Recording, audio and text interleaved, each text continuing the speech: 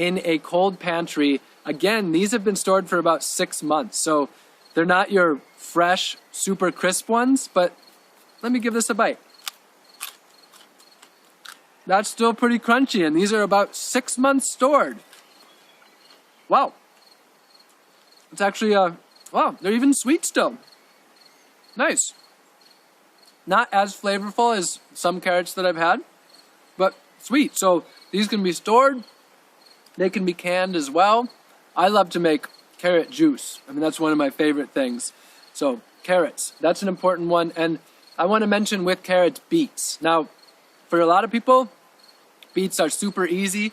Some people, beets have been a challenge. So I don't necessarily consider them the most easy, but I have to mention them because they can be very abundant. For some people, they're very easy. But if you grow beets, you have to eat the greens. If you're wasting the greens, you're wasting some of the best nutrients and taste. They're one of the most incredible greens, if you ask me. They're absolutely my favorite, or one of my top favorite greens. So carrots and beets.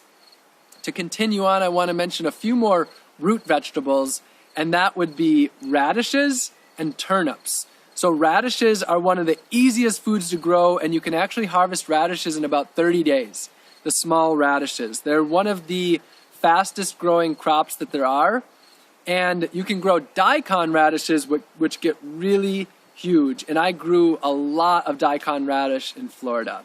And then turnips can be pretty easy to grow as well. They are a nice root. They go really well